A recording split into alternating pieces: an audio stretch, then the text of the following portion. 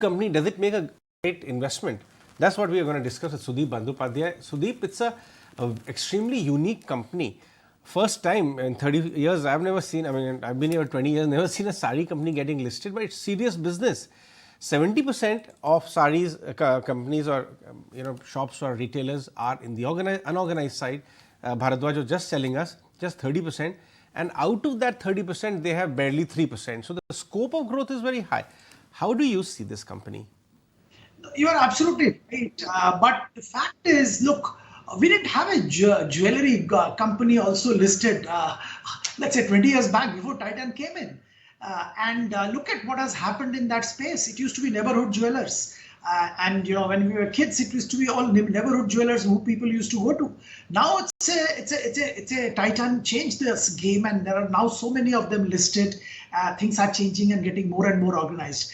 We had Manyavar, the brand Manyavar. They came with an IPO, and men's ethnic wear segment has now evolved in a big way, and the company is doing well. So why not sari?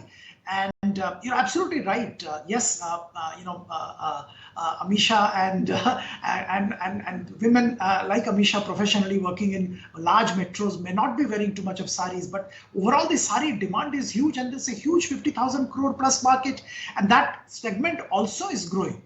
I also must say that this company, Sai Silks, is predominantly in 4 southern states. Which is absolutely big sari market, and the 4 types of shops they have: this Kala Mandir, Vara Mahalakshmi, and then they have Silk Mandir and KLM.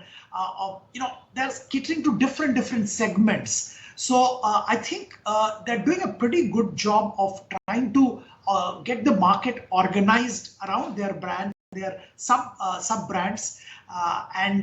There's a huge scope. There's absolutely no doubt about it. Financial performance of the company has been good. The growth has been about 41% CAGR between 21 and 23. I think looks good, and there is absolutely no reason why sari companies should not get listed. And maybe we'll see future more and more of them coming.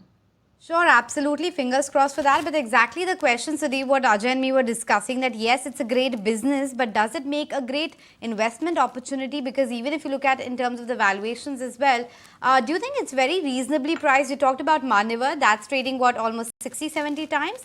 This one is coming somewhere around 25 to 30 times? Absolutely. That's why I probably brought in the Manyavar example. I think, they're creating a market. As far as equity market is concerned, we haven't seen a sari company coming, and they are the pioneers that way. And I think they will set a trend. And going forward, we'll see many more. If you look at the company's growth, profitability, the numbers, the 21 was a COVID year, and that year the profit and everything was small. But from there on, if you see, the growth has been fantastic.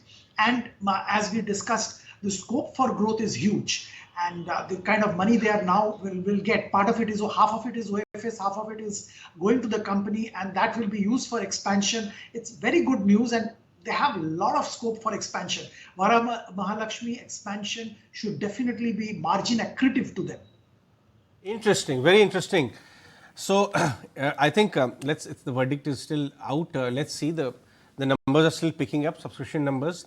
Where the final tally actually keeps, whether investors really want to pile on this sari company. But valuation clearly compared to some of the other similar business model companies are on the lower side, as Anisha was also talking about. Thank you very much for your time today, Sudip. Let's move on.